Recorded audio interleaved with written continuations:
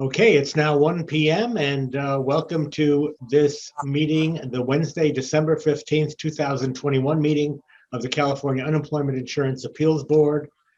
This is being done over Zoom. The meeting is originating from our Sacramento office with members and staff at various places around the state. We'll begin with a roll call of members. The chair is present. Member Reeves. Present. Member Reeves. Present. Thank you. Member Eng. Present. Member Allen. Here. Member Kenmani. Present. Okay, please let the minutes show that all members are present. We now will move to approval of the minutes for our last meeting from November 17th, 2021. Is there a motion to approve those minutes? I would so move. Okay, it's been moved that we approve the minutes of November 17, 2021. We'll do a roll call vote. Member Reeves. Aye. The chair is also aye. Member Reeves is aye. Member Eng. Aye. Member Allen. Aye. Member Mani. Aye. Please show the minutes of our last meeting being adopted unanimously. Moving now to chair's report, item number 3 on our agenda. Just as I always do for those who may not have viewed our meetings before, the meetings are relatively short. Just so you know, the board does most of its work between meetings, and on average, here's at this point in time, hearing about 500 cases a month. Sometimes it's significantly more than that in the past, but we're now hovering right around 500 cases a month. And it's important to also note that our ALJs throughout the state hear thousands of cases each month. So it's a busy office these days, and has been for a while. Want to comment particularly on our Bay Area office and commend them. We are well vaccinated throughout the state, our CUIAB is, but the Bay Area office is our first office to reach 100% in vaccination. So congratulations to those in the Bay Area office. That's remarkably good for you, but also for those, your families, those you see day to day. It's a good thing for all. We'll move on now to other members of the board and their reports. Moving to Vice Chair Reeves. Thank you, Mr. Chair. I do not have a report this month. Thank you. Thank you, Dan. Member Eng. No report other than to wish everyone a happy holiday. Thank you, Mike. Member Allen. No report other than to wish everybody within the agency the very best for their loved ones and families. And that I would point out that the winter solstice is about a week away. That means the sun will be coming back a little bit more each day. So I look on the bright side. Well, we'll see the sun higher in the sky in your Bay Bridge photo, no, Golden Gate Bridge photo. Member Manning. Like my colleagues, no report, but I would like to just recognize, as we near the end of 2021, the tremendous amount of work that everyone at our agency has continued to do. And I hope that people are able to enjoy healthy, happy holidays. And we'll see you all back in 2022. Thank you, Laura. Appreciate that. Moving on now to item number 5 on our agenda, which is public comment. I'm told we do have at least one member of the public who wishes to address the board. So let me briefly go over a few ground rules. The first of which is that each member of the public who addresses the board has up to 5 minutes to speak. There will be a tone that goes off after 5 minutes, alerting the person to end their comments. Secondly, public comment is exactly that. It is comment by members of the public. It is not a dialogue, not a question and answer session. So folks who do address the board merely state what they wish to say without any response. But if there is indeed follow-up necessary, then staff will do that follow-up. It'll be done as appropriate after the board meeting, not during the board meeting. So with those as the rules, who is the first member of the public who wishes to speak? Chair Block, I am admitting R. Miller for public comment. You may state your name and begin. Okay, thank you, Mr. Miller. Go ahead, state your name and begin.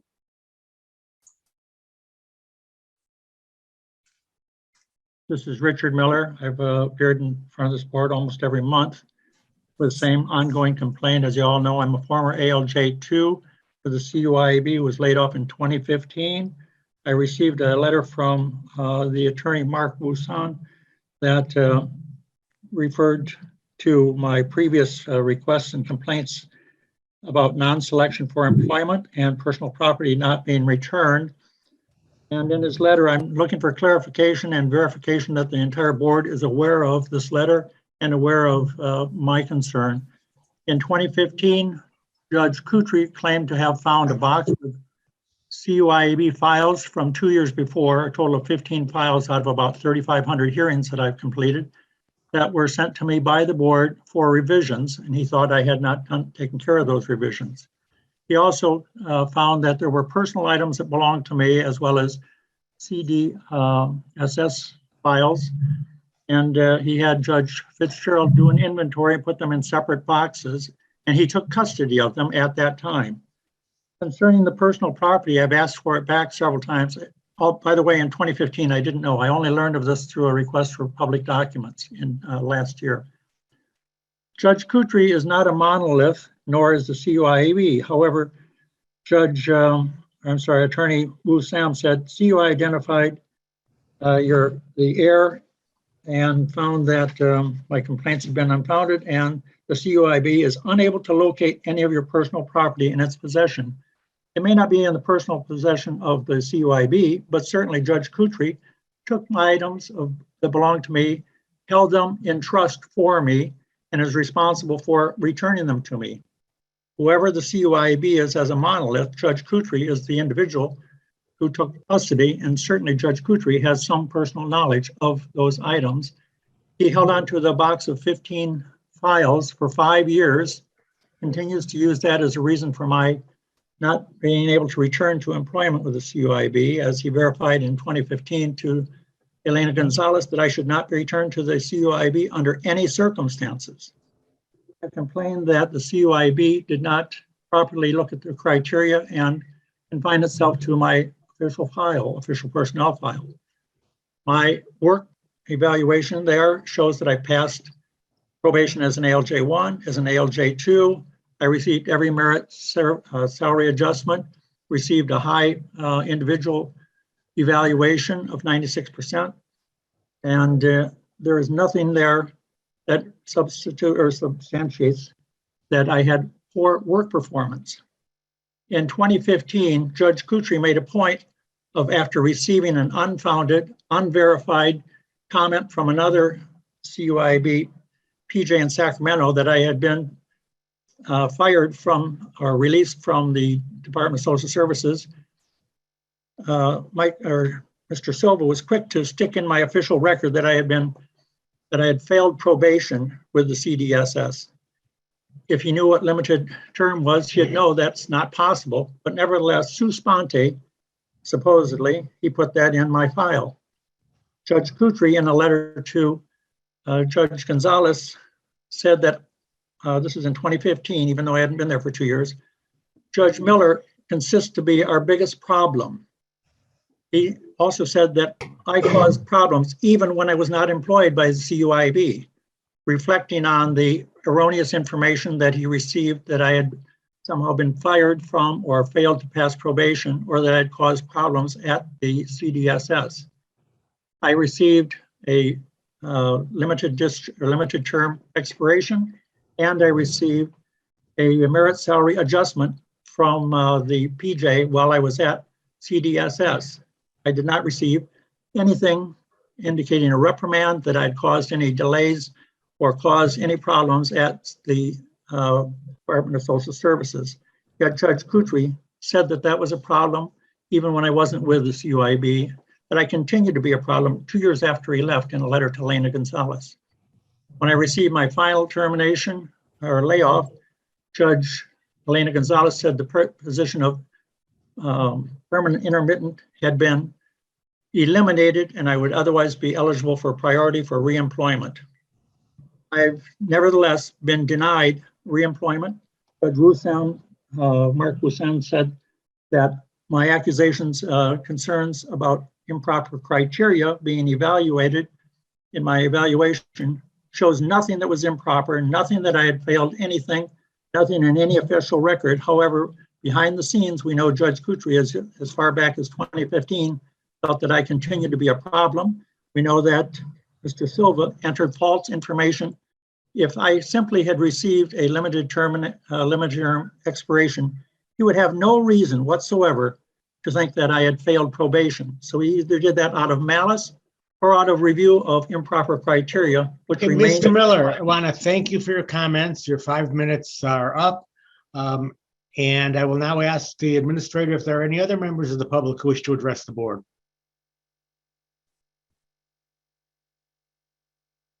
Is any other member wish to address the board? We have no other hands raised for public comment, Chair Block. Okay, thank you so much. In that case, we move to item number 6 in our agenda, which is report by our Chief ALJ and Executive Director, Mike Kutry. Mike. Thank you, Chair Block. Good afternoon, Chair Block and board members. I'll start with our workload and timeliness updates and then discuss other field and operational issues that the department has had since our last meeting. Thankfully, the amount of appeals transmitted from the EDD monthly and overnight continues to chart a stable course. November was the 5th consecutive month that overnight appeal transmittals returned to relatively normal pre-pandemic levels, and that being only 37% higher than March of 2020, after hitting a peak of 276% higher than pre-pandemic in May of 2021. We continue to meet regularly with the EDD, forecast future workload, which is anticipated to be significant. We're now 8 months into the Department of Labor evaluation year, and as in 49 of 50 states, California's timeliness measures continue to lag well behind the DOL guidelines. November was an impactful month for us because of the holidays. Production was slightly reduced, but staff and judges continued a high level of hearings, issuing decisions over 23,000 cases in November. I'd like to add, echoing Member Kent Monning's statements earlier, that our staff and judges have seen a relative double workload since fiscal years past. And I would like to thank them for their increased production for the benefit of the parties and public that wait for dispositions. We continue to focus on our timeliness measure with regard to case aging, because we feel that the oldest cases should be processed first. Our case aging has improved by a marginal 2 days, from almost 106 days to 103.5 days since the last meeting. However, we continue to pace the country's average, which is 133 days. So we're beating that average by 30 days regularly. That brings us to our new judges. We've hired and retained approximately 60 new judges since the pandemic began. Presiding Judge Bach and I concluded meetings with all of those new judges, or actually we conclude our meetings with all of those judges tomorrow in San Jose. I'd like to thank Presiding Judge Bach and the other contributing trainers for making the new judges transition to full caseloads as smooth as possible. And we are grateful to our new judges that they chose CUIAB during these crucially important times of public service. Given the Employment Development Department's sustained forecasts of increased determination, we will be initiating more recruitment for staff and judges to keep up with that work. It is also expected that the board will see an increase in cases in the coming year, and the upcoming recruitments factor in those increases. And while I am pleased to piggyback on Chair Block's comments about our high vaccination rates, we have reached 87.8% in our employees at CUIAB. There continue to be operational impacts from the COVID-19 pandemic. Since the last meeting, there have been 2 office closures due to positive tests. The San Diego office briefly closed for part of 1 day for a cleaning due to a positive test. And the Inland Office of Appeals closed for 2 days and has subsequently reported positive additional tests, which triggers a heightened testing requirement and reporting for its employees. Fortunately, hearings continued as scheduled in both offices, and operational delays were minimal. Onto the modernization project, which is going to be a big development for the board next year. CIO Willoughby will give you an update in a couple of minutes, but I'd just like to thank his team for keeping our project moving despite all of the other issues that it faces during this pandemic and high workload, and for also improving other workload processes alongside that project at the same time. So thank you, Chief Willoughby. And I'd also like to thank the dedicated team of subject matter experts led by Assistant Chief Hugh Harrison for their tireless efforts to bring a modernized case management system to the CUIAB. Earlier this year, the board authorized the submission of regulation changes to accommodate our project. We've been working with the EDD and labor agency to address the possible impacts of those changes. I hope to have recommendations for the board at the next meeting in January. Since the last meeting on the security front, we had two relatively major incidents to report. On November 19th, an employee at the Orange County office was specifically threatened. And on December 2nd, a caller threatened to bomb the San Diego office. Law enforcement was involved in both incidents promptly, and investigations are ongoing. That concludes my report. I'm happy to answer any questions the board may have. Thank you, Mike. Do we have any questions or comments for Chief Judge Kutry? We'll begin with Board Vice Chair Dan Reeves. Thank you, Mr. Chair. And thank you, Mike, for that comprehensive overview of the state of affairs. As you mentioned, you have, I should be more specific, you and all the ALJs at the board have managed to whittle down the wait time somewhat. And you guys are doing great work in terms of hiring and training new ALJs. And the modernization efforts are critically important for the long term. I'm really sort of concerned about the short term. We have the holidays right around the corner, obviously. Do you have any specific policies about ALJs or others taking long-term vacations at this critical juncture? I'm worried about future disruptions because of the uptick in positive cases, how that's going to impact our workload. Obviously, everyone deserves to take the holiday off, but I worry that if we have a large number of people taking long-term vacations, that could even set us back further. So I'm curious as to what thinking at all you've put into encouraging staff to take vacations perhaps later in the year as opposed to right now. So we do discuss that with the individual offices about strategies of how to deal with leave. The last 18 months have had a suppressed amount of leave because of the public health crisis. So we are seeing a slight increase in leave requests during the holidays. We do encourage our employees to take some leave to spend time with their families and recuperate after the sort of marathon they've been on for the last almost 2 years. But we also talk about methods by which to increase case production during those crucial times. And the staff and judges have been remarkable in terms of stepping up and hearing extra cases before they take leave and trying to maintain that consistently high level of production. So our weekly case production continues to be very high.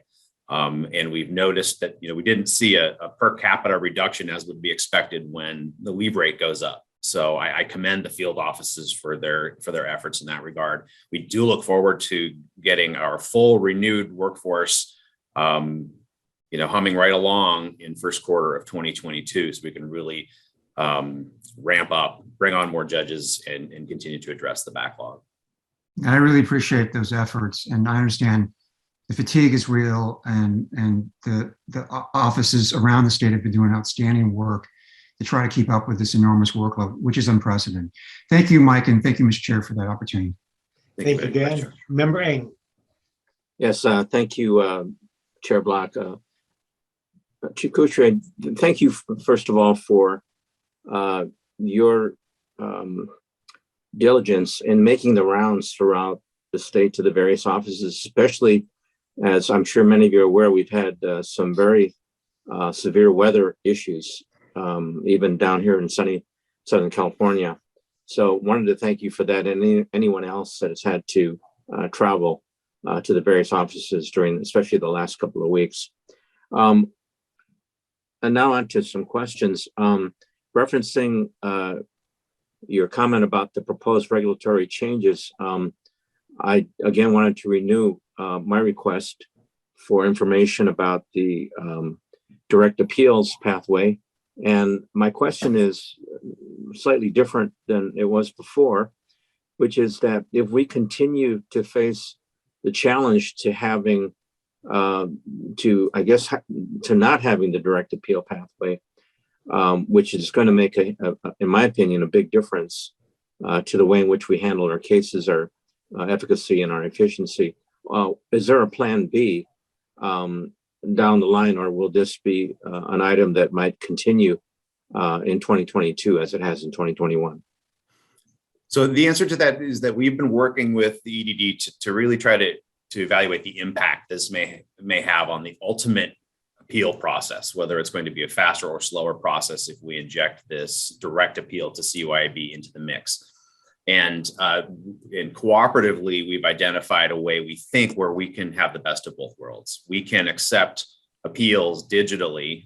We accept them by mail now, and we're forced to turn them around by mail and send them to the department. But what we're trying to do is coordinate a way with the department where we can receive them via our new portal when it goes live, and then instantly transmit those documents to the department so that the appellant is best served in the fastest way possible. And after all, that was our goal when we initiated this process, because we will have a portal probably long before the department does. So that's the short answer to it. We're still working through some of the mechanics, but we're creating a blueprint by which documents can be transferred from the EDD to the CUIAB and vice versa digitally, which is really in the best interest of everyone who has an appeal hearing with our agency. And CIO Willoughby will get into a little more about what we're doing in that regard, but we think that's probably the best path forward to satisfy our parties who are waiting for expedited appeals. And just to follow, so that won't require a regulatory approval? That's what we anticipate. It will not require regulatory approval, but it will require a commitment by both agencies to continue that pathway development. And that's what we're working towards now, and we're making a lot of progress. So I hope by the next meeting, we can have something, a firm commitment by both agencies whereby we have that channel available to us, because that we really want to modernize that whole process. We don't think that the parties are best served by filing paper appeals if they have the option to send us something digitally. Okay, and I'll await Chief Willoughby's additional comments as required. My final question is, as you're aware, we've been having a few issues with the audio, and particularly with regards to the claimant side.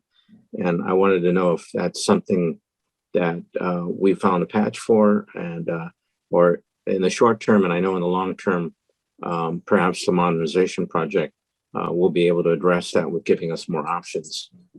Sure. I'll let CIO Willoughby get into the details on that, but the answer is yes, we've identified it. Thank you to the board and to presiding Judge Remke for bringing those issues to our attention immediately, because that allowed us to trace those issues to their origin and fix them. And I'll leave that there and then let CIO Willoughby address the particulars of those fixes. Okay, thank you to you, and also to Judge Remke for that. I have no further, thank you for those comments, Judge Kutry, and that's all my questions for now, Chair Block. Thank you. Thank you, Mike. We'll move now to Board Member Allen.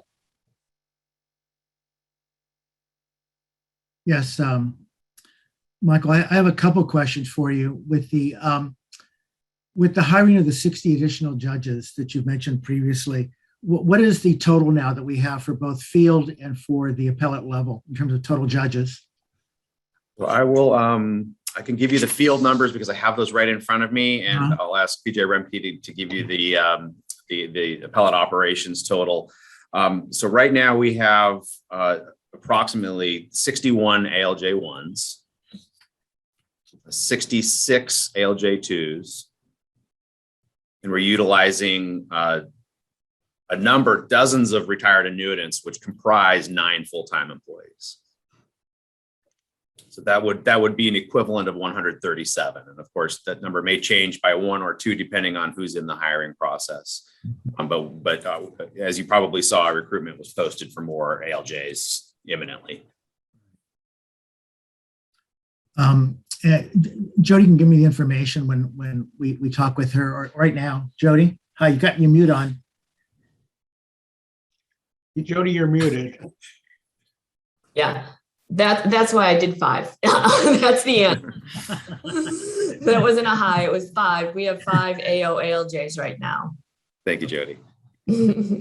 And remember, I'll just add that we cross-trained several more of our field operations judges for appellate operations skill set, so that we have the ability to loan from field operations if there's a sudden spike in appellate operations workload.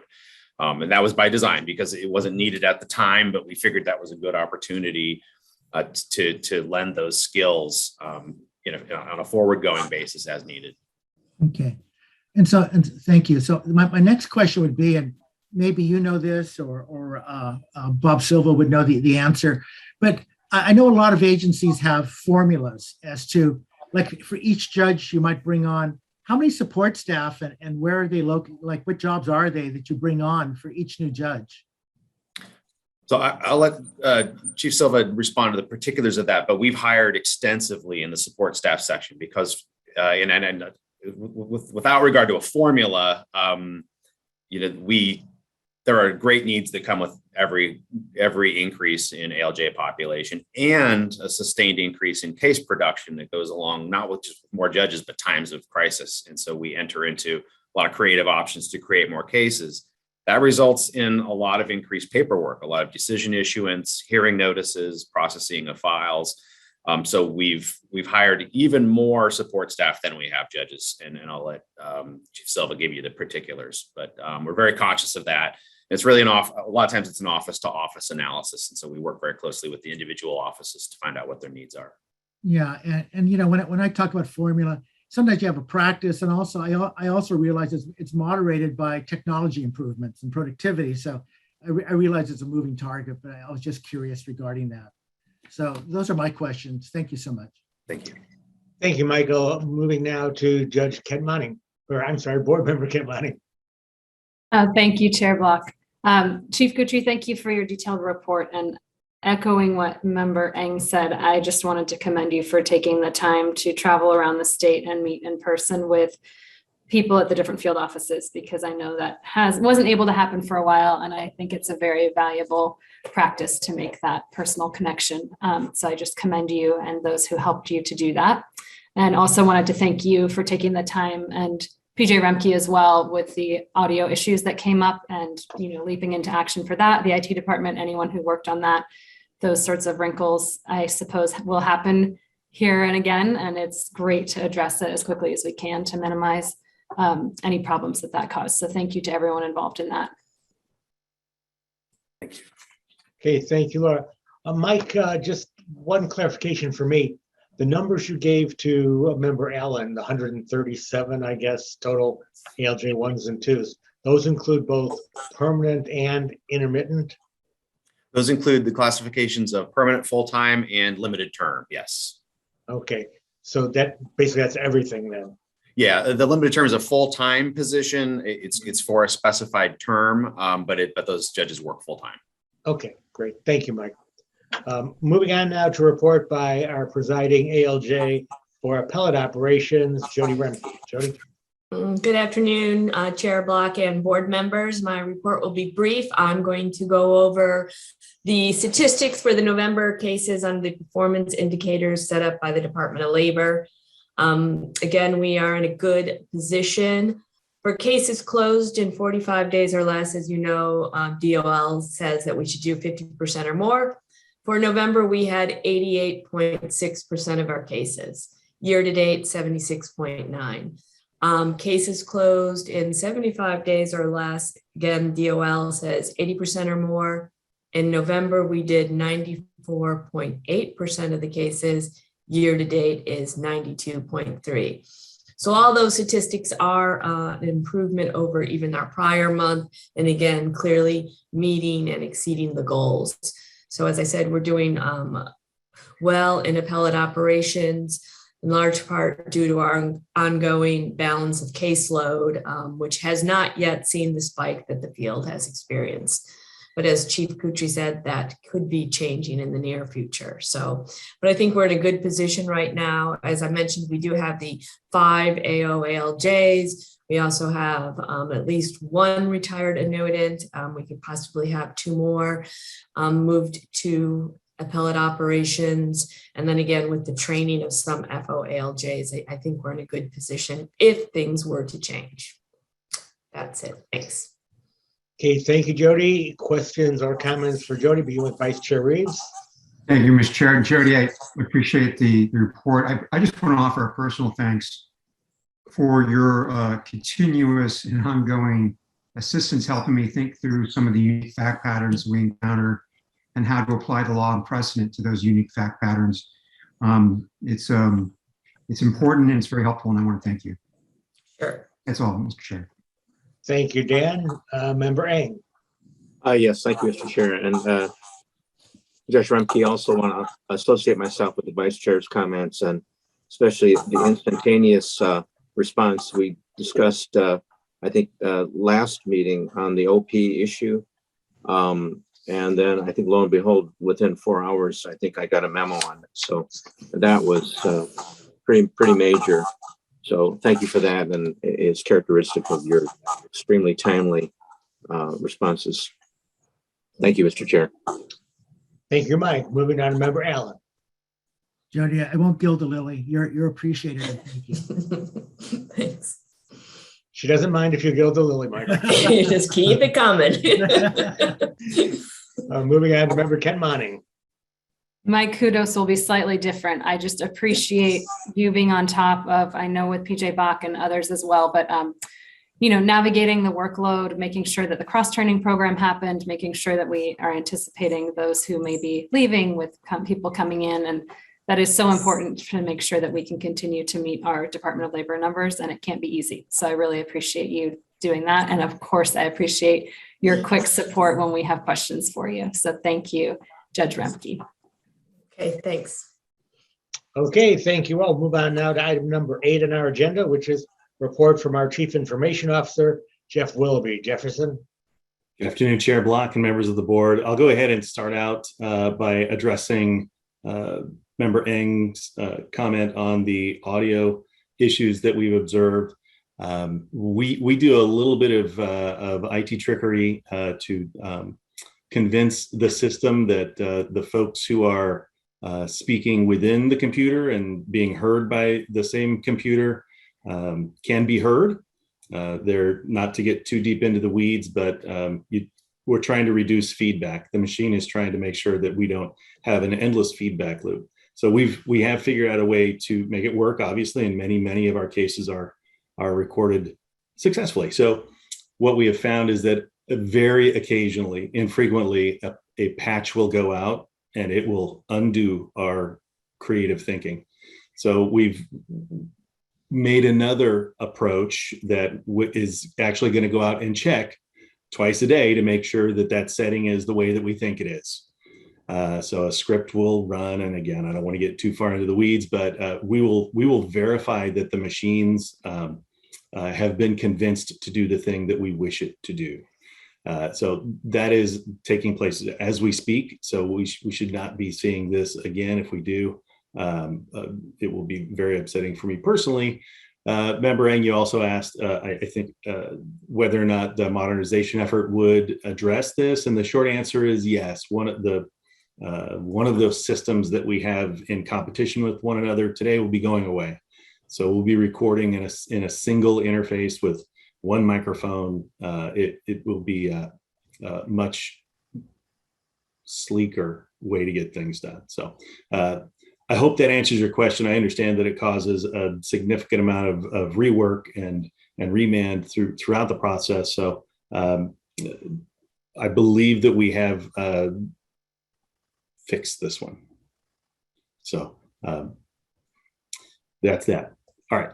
And again, my report's going to be kind of brief this month.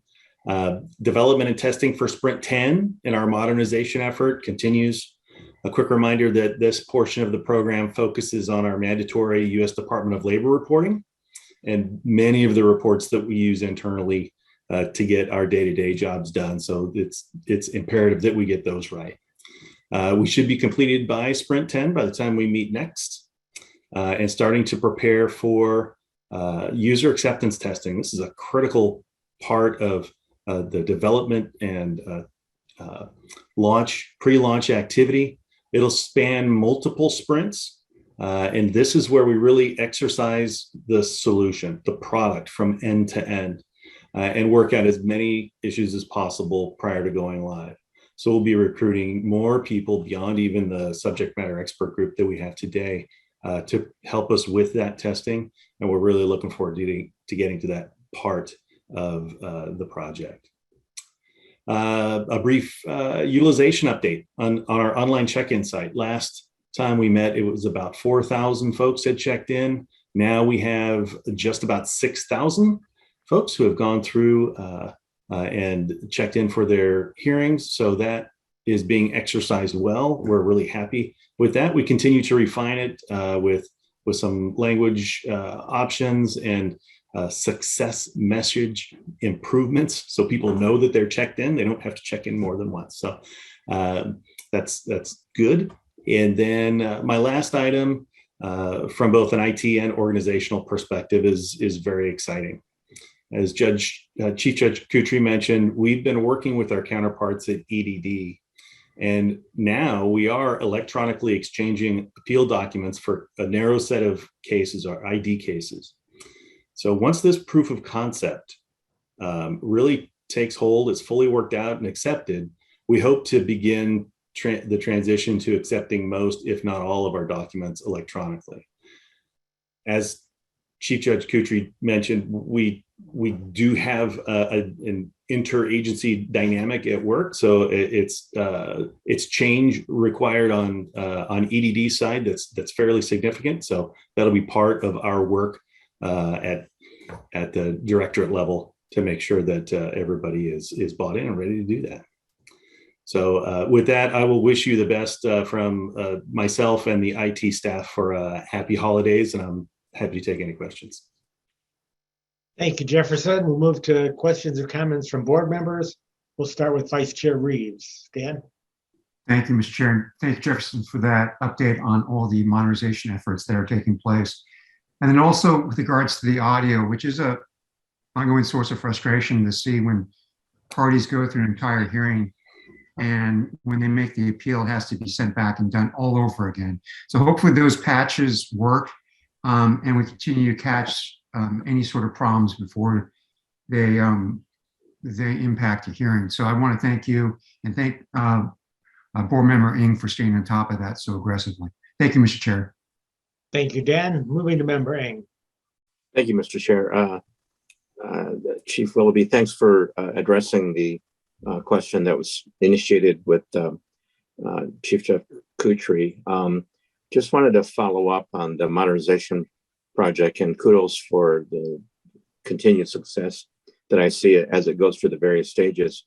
So my question is very simple. At what point, and this follows up on the issue of claimants' ability to present their case, at what point do you think in 2022 we will see the video option for claimants, should they have the capacity to either do something on Zoom or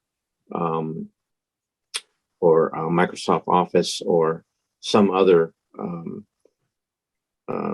capability in which the field judge can actually see the testimony, and we can actually review it if possible. So we have anticipated that as a future effort. We don't have video built in today as part of our first launch product, but because we are likely to continue to use the audio modeling that we have today with Teams, actually turning the camera on for that is relatively, I'm going to say simple. It's not simple. But it's intuitive, it's built in, it's there. It's a question of integrating that information into a hearing notice directing folks to a place like the portal where they can get to a link that will give them access to their hearing that is a Teams hearing. So that's what we have envisioned. I'm thinking that is not going to be on day one of launching the product. That will be an effort that comes very soon after, though. Okay, well, and thank you also to you and your team for making it possible for us to be online. And sometimes, as you know, that may occur on a moment's notice where we're completely offline and can't access cases. So really appreciate that in this past year. Thank you. No further questions, Mr. Chair. Thank you, Mike. Move to member Allen. Yes, Jefferson, thank you for a non-technical explanation of technical items. But I will note that anything having to do with law or technology, when you use the word sleek, did catch my attention. So I'd be interested as to what those features are. I guess the one question I do have, though, is that we always know there's going to be a residuum of claimants and for whatever reason, cases where we have paper. Yeah. Will our paper processes, will we still use the same technology for that? Or is there a whole need for some sort of for lack of a better term, a meta program to convert those things over to our new system in modernization? So I was curious about that. Yeah, actually, that's a major part of the undertaking here at time of launch, is to get what today is a paper transmittal into a format that can be read online. And we've thought about that. They'll be scanned, I guess, is the easy answer. If a document comes in, it'll be appended to the case as a supplemental document. It'll be scanned and then available to you with the rest of the transmittal for your review. But there's no technical fix for bad handwriting, is there? No, sir, there is not. Okay. I am living proof of that. Thank you. Thank you, Michael. Moving on to member Ken Monning. Thank you, Chair Block. Chief Willoughby, thank you for that detailed report. And like Member Allen said, using some terminology that I could understand. I just found myself feeling thankful that it's not me who's responsible for working out these kinks tech-wise. But I did want to also just mention that this audio recording example it's a great example of how the board members and the AO, we are privy to certain things that are statewide that every field office individually might not necessarily see is happening. And it's a good reminder that when we do see some type of pattern that looks as though it's off, if we reach out and ask questions, our leadership jumps in immediately and starts working on something. So I think this, the silver lining of this is just, it's a good reminder to speak up, ask questions if there is something that seems off so that we can address it statewide as soon as possible. So I just commend everyone for doing that when it was raised, and hopefully those fixes you mentioned will do the trick. So thank you. Nothing further, Chair Block. Thank you. Thank you, Laura. Thank you, Jefferson. We'll move on now to item number 9 on our agenda, which is a report by our Chief of Administrative Services, Rob Silva. Rob?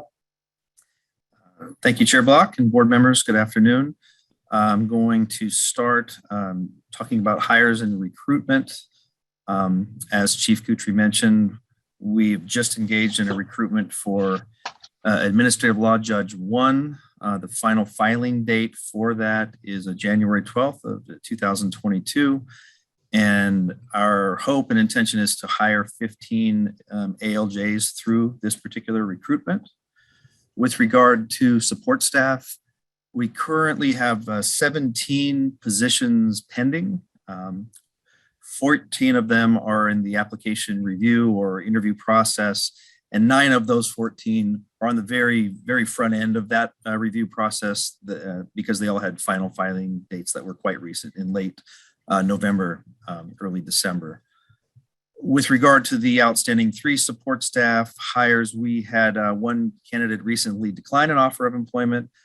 We made an official employment offer to a candidate yesterday and another one just this morning.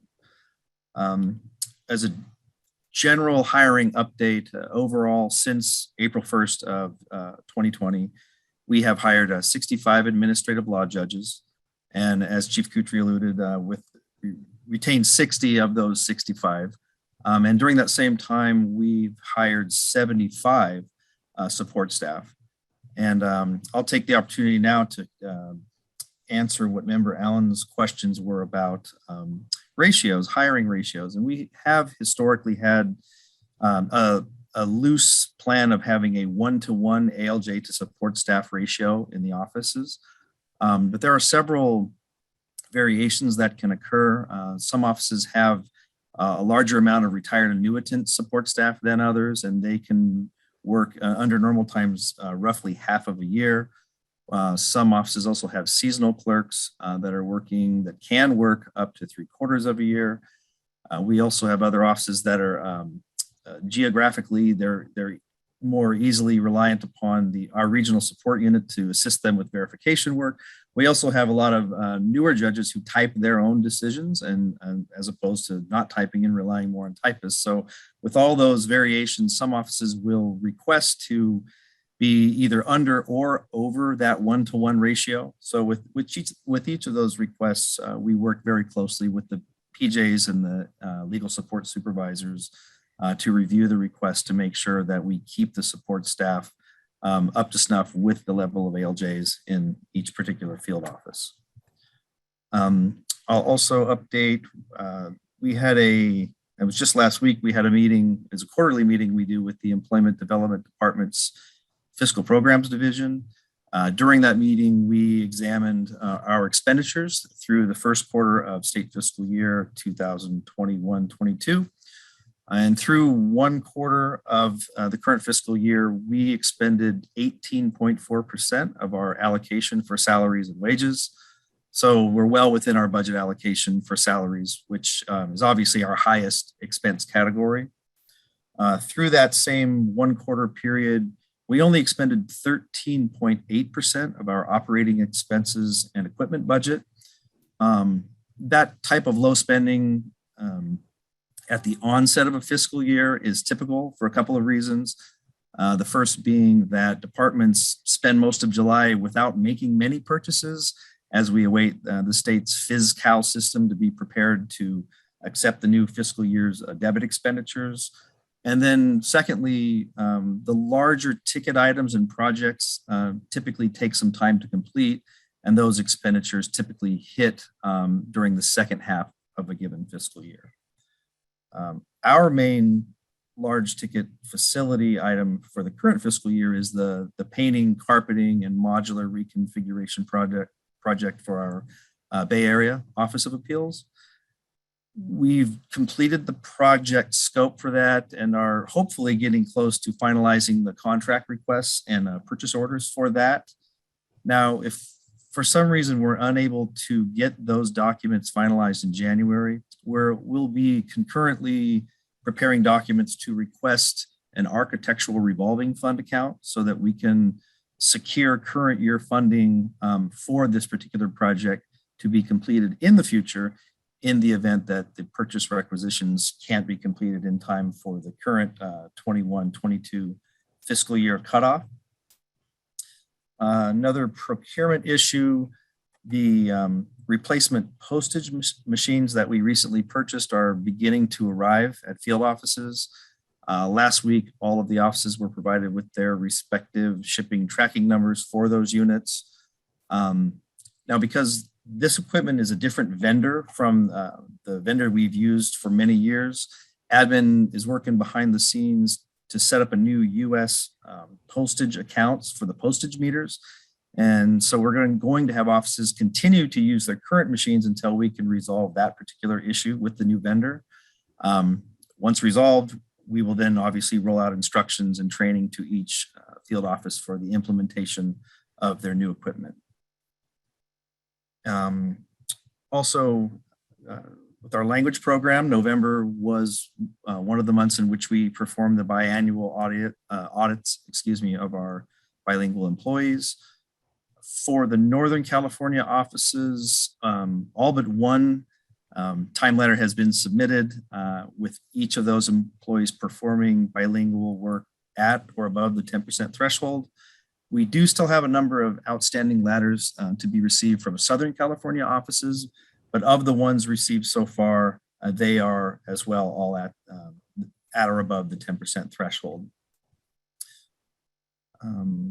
Moving on to COVID-19, everybody's favorite subject.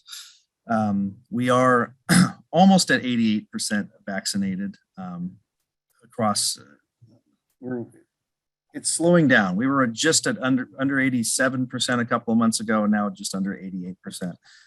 So that what used to be a rising level is somewhat leveled off.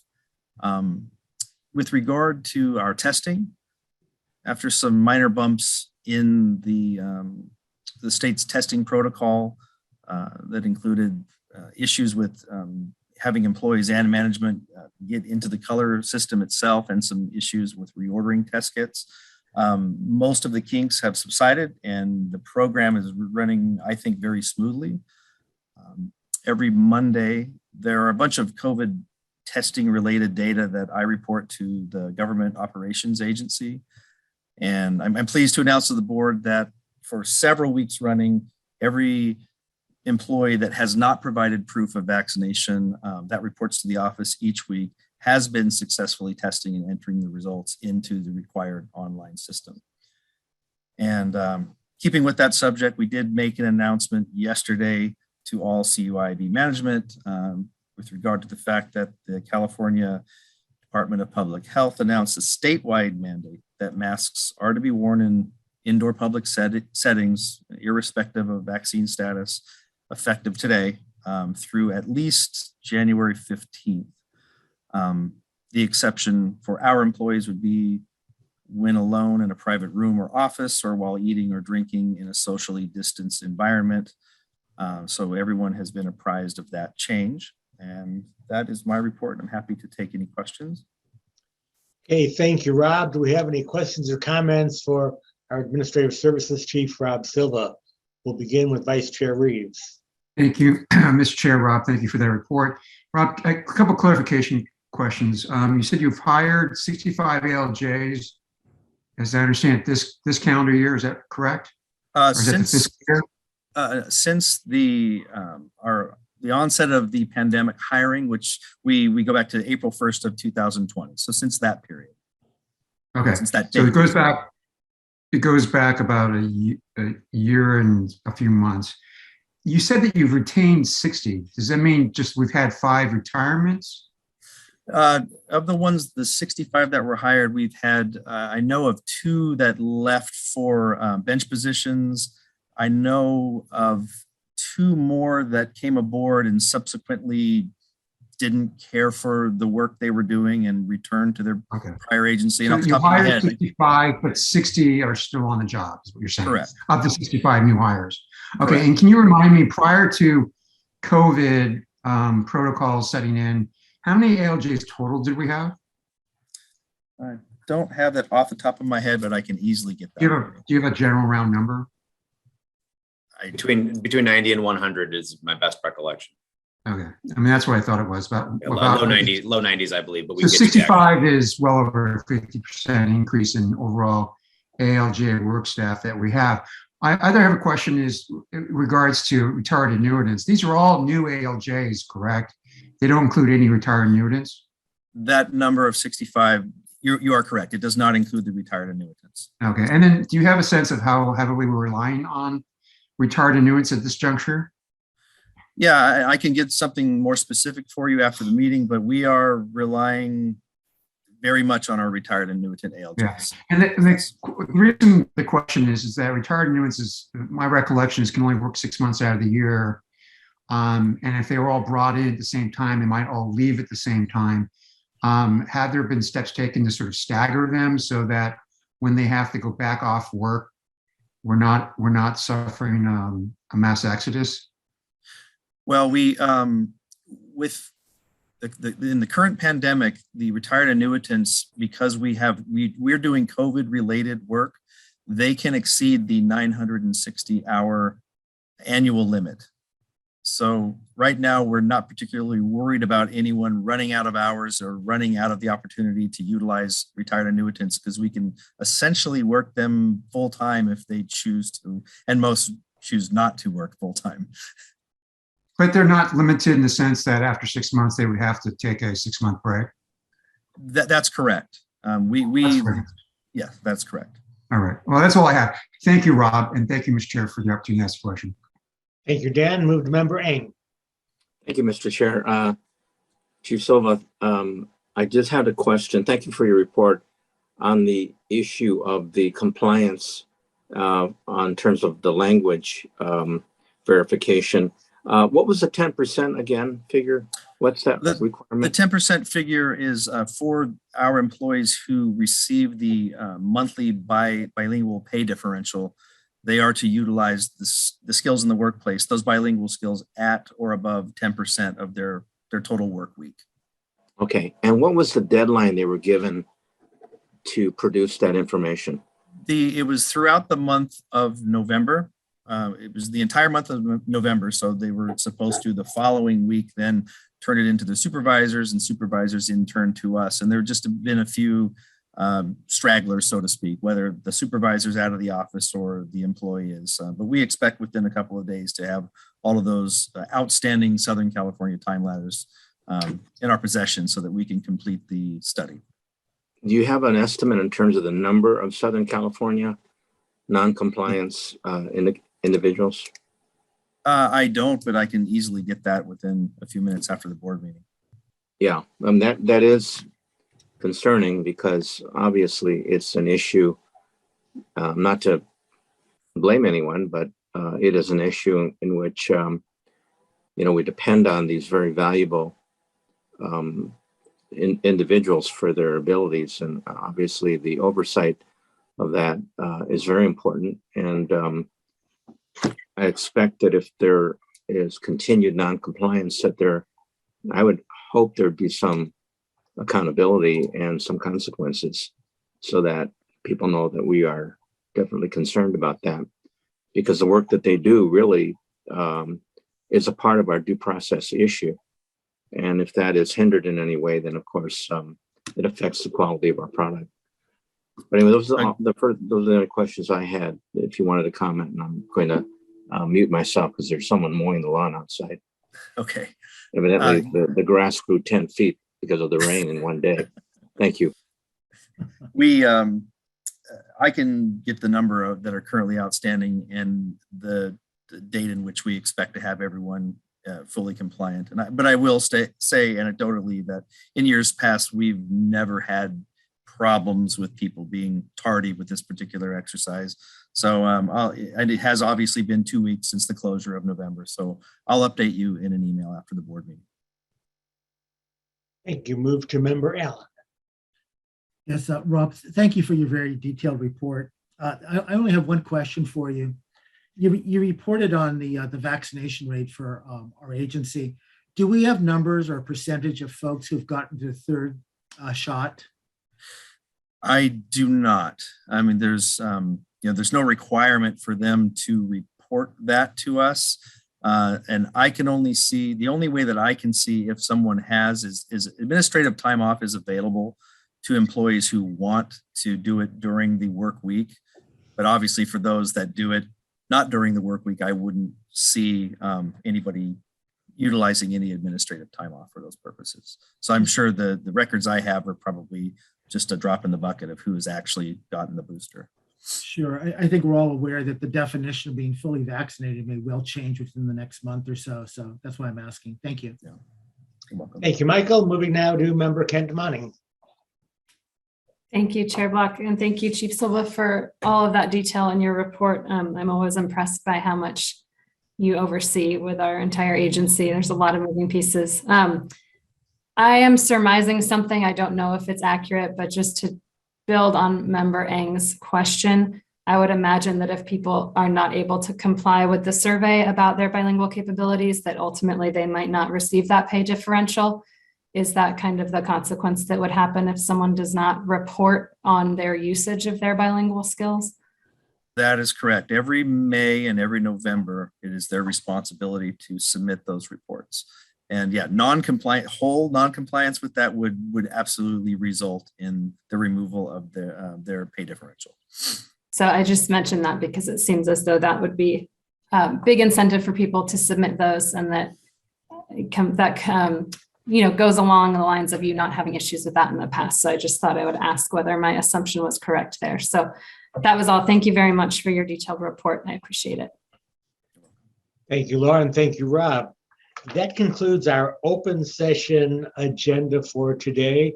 If there's nothing else for open session, Chief Counsel Wusam, I see we have no closed session today. Is that correct? And that's correct, Chair Block. Okay. In that case, unless there is anything else, we will declare this meeting adjourned. Thank you. Thank you much, everybody. Have a great afternoon. Great holidays, everybody. And great Happy holidays. holidays, everyone. Happy holidays. Happy holidays, everyone.